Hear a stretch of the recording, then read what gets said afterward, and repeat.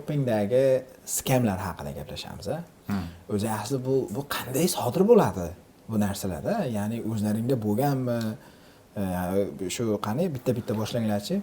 Online shopping scam haqida birinchi oldin nima o'zi shu haqida gaplashib olaylik. Koreyada ilgari Carrot degan narsa bo'lmagan. Carrot bu yangi leveldagi, yangi darajadagi skamlar bu. Bu haqida keyinroq gaplashamiz. Juda qiziq keyslar bor.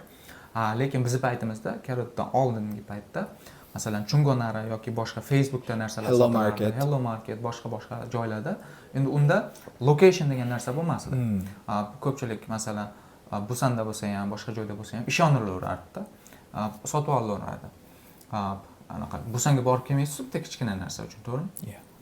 Shuning uchun o'sha paytdagi online shopping skamlar Facebookdan yoki masalan o'sha har xil Chungonara Hello Marketlardan tekp orqali jo'natib beramiz deb turib olingan narsalarni yo'qolib qolish.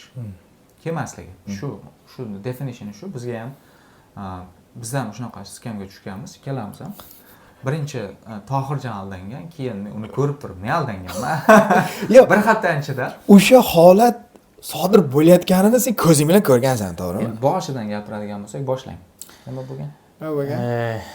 Skamlar endi O'zbekistonda birinchi kelgan skam haqida tushuncha bo'lmagan. Skam uchramaganman O'zbekistonda. Endi aldash boshqa narsalar bo'lgan, o'g'irlik boshqa bo'lishi mumkin, lekin unaqa narsa hech tushmagan ekan hayotim davomida. Endi Koreyaga keldik. Keyin Facebookdan telefon chiqyapti, kompyuter chiqyapti-da, bonusiga iPhone 6 chiqib berish kerak bo'lgan. Keyin Dimoxomatga ko'rsatgan, manaqa chiqdi, olmoqchiman desam, bu olma, unday bunday dedi. Rosa dars o'tdi. Bilmayman, keyin biya chalg'ib oldim. Oldimda to'lov qildim.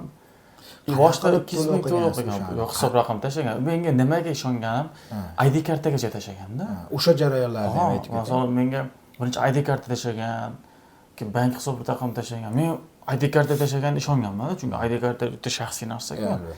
Yana unda tushuncha bo'lmagan, boshqani ID kartasini olib tashlaydi-ku degan narsa bo'lmagan ekan. Keyin o'sha ID karta tashladi, ishondim, bo'ldi dedim. Men dedim, summasini kelishdik, 300 qanchadir summa kelishilgan. Keyin bo'pti, men 200 mingni tashlayman deganman. Yetib kelsa qolganini tashlayman deganman. Bo'pti, 200 ming tashladim. Mahsulot kelmayapti. Keyin yozdim, nima bo'lyapti desam, tekpesigan madrasa yana pul kerak. Endi 200 ming berib qo'yganman-ku, endi mahsulotni olishim kerak. Odam psixologiyasi shunday ishlaydi shekilli, haligi pulni olishga harakat qilasiz. Qancha sarflashga.